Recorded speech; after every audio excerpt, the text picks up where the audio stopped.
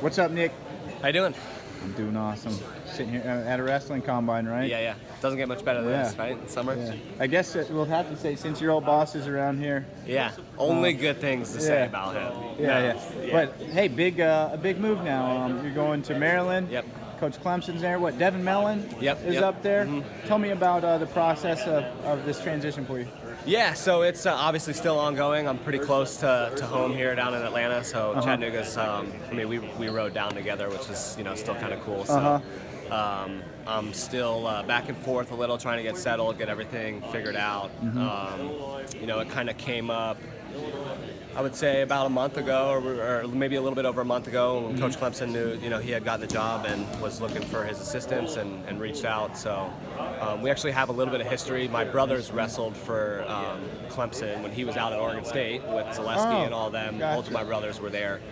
So we had known each other a little bit. I was pretty young, so didn't know him a ton, just in probably about 8th grade, 9th grade year when I would go up and visit my brothers. So I'd seen him around, knew who he was, talked at tournaments every now and then, and so we just kind of stayed in touch a little bit. And then when he got the job, he called me, and it's a done deal since. So, still, like I said, in the transition process, we're getting there. My wife and I are working on places to live and just getting settled and all that fun stuff. So Big Ten.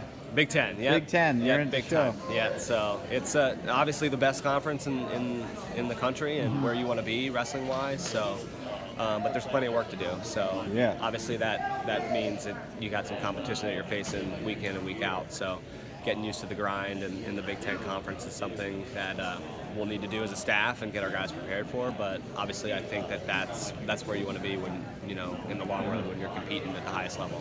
So what's your mindset? You're going into your program, obviously does have some challenges, got some work to do. Yeah. Is that an exciting thing for you to step in at this point, or is it you nervous, or what's the feeling?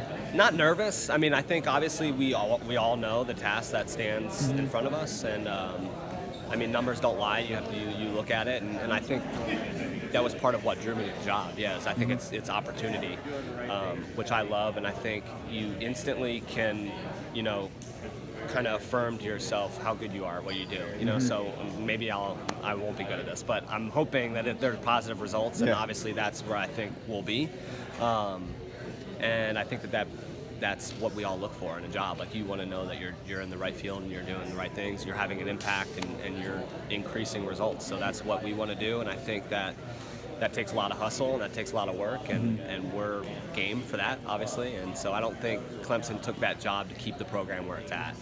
Obviously. Yeah. So and I didn't jump on board to help him keep it where it's at. So I think we're on the same page. We talk about it a lot. We know there's work to be done, but that's just that's more drive, more passion for us to get to work. Yeah, so I was going to ask you, have you been communicating with Alex a lot? Have you guys set up like goals or plans or ideas, or yes, right now the goal is recruit, obviously. Yeah. So the better guys you put around each other, I think the easier they develop, and the better you look as coaches at the end of the day. But I think that we definitely have the confidence to develop our guys once we get them on campus. Yeah. And so we just want to continue to up the ante when it comes to recruiting, get better guys. Like I've said this time and time again in a number of interviews, that geographically where Maryland is located, around some of the best wrestling states in the country, with Ohio, New Jersey, New York, Pennsylvania. You're right there in the thick of it. Yeah. Keep some good kids close to home in that area, develop them, and I think after a number of years of doing that, you start to see results. So it takes some commitment and some hustle, like I've said, but that's our plan in the short term right now. Now, obviously, we're still both working on getting our families there. Everyone's working on getting settled, so we haven't sat down and had a ton of meetings, but we communicate, almost every day. Awesome. I knew that this event was going to be down here, and so we kind of talked about it, and it's an easy drive for us, so got down here. Again, just spread the word and recruit. So, what do you think of this combine concept? It's awesome. It's great. You have a booklet that tells you the kids' phone number. You don't go digging for numbers. You don't have to dig for emails or their grades or anything like that. And you just get to watch them train, and I think that's a huge part of it. I was talking with Coach Roper from UNI, and seeing the way that these guys train in this room is big too, because what you see, the product that they put out on the mat sometimes it's just a result. You know, you don't see what goes on behind the scenes, and this is that. So, chance to watch the guys kind of train and develop. Is it nice to get them, like, I guess if the kids come here, then they're planning on wrestling at the next level. Is that like? Yeah, you eliminate some of the, I guess, the fluff and wonder and the question marks of kids, and if they want to wrestle at the next level, which is always nice. You know, you think obviously these kids are here in the summer at an event that's geared towards wrestling in college, so you would think there's a higher commitment level with basically all of these guys here, and they want to be at the next level. So that's awesome that they're all in one room. You know. Do you know Cliff Retwell very well?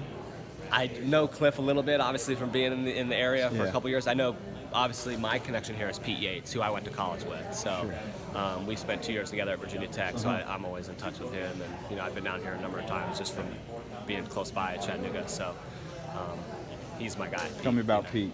He's the man, dude. Good dude. He used to beat my butt for far too long, too many years, and turned me like a top. So you can take that to the bank. That he, I had some rough times with him, but.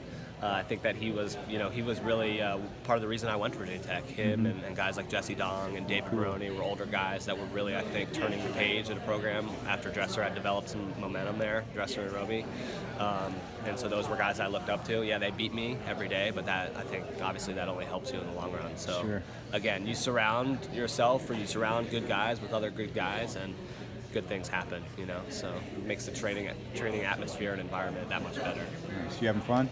Love it. It's the best job in the world. So recruiting, wrestling, watching wrestling. I mean, I still joke with my wife, like, I can't believe that I get, paid to do this some days. So still wrestling. It's great. Yeah, it's probably wrestling too much, obviously with the knee here. What happened there? Torn ACL. So just wrestling and part of the process. This is the life you chose. I know, exactly. Yeah, my wife's pissed at me for that too, but she'll live with it. I'm hoping to get up to Maryland. I told Alex not too long ago I want to come up. Yeah, for sure. Well, we'd love to check it out. Yeah, absolutely. We're on board. Well, thanks for what you do. Yeah, absolutely. You got anything else to share? You too. No, thank you guys. We love it. Love the coverage. So appreciate it.